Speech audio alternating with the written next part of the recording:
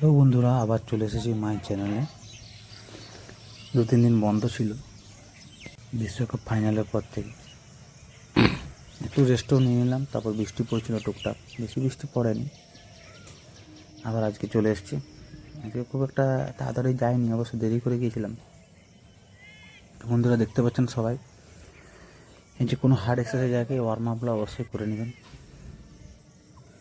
Worm আপটা main দরকার, যে কোনো সময় চোট আঘাত আসতেই পারে। সবাই কেমন আছেন? মর্নিংয়ে সবাইকে সুপ্রভাত, গুড মর্নিং, সত শ্রী আকাল।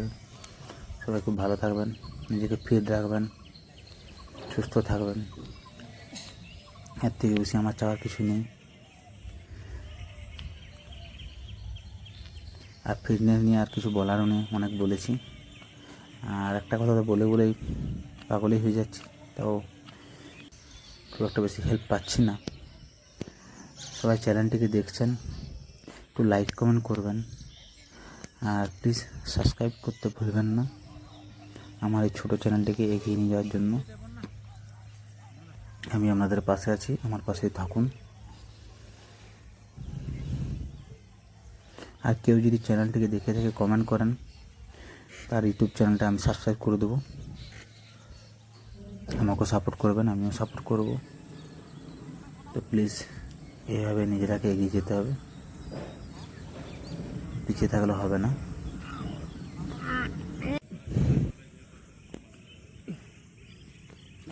অনেকদিন এক্সারসাইজ করা হয়নি বলে শরীরের মধ্যে জড়তা চলে এসেছিলো। মানুষ কি অভ্যাসের দাস। অভ্যাস পরিবর্তন করে দিলে সেই অভ্যাস নিয়ে আসতে গেলে শরীরকে সময় লাগবে।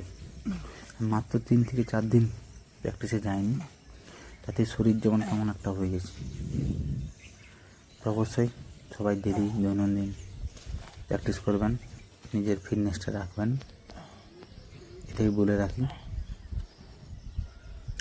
আপনি ভালো থাকলে আমিও ভালো থাকবো। আর কারো যদি উপকার আমি করতে পারি আমার এই মর্নিং ওয়ার্কের মাধ্যম দিয়ে, তো আমি খুবই নিজেকে ধন্য মনে করব। বন্ধুরা ঠিক আছে, আজকের মতন টাটা, বাই বাই।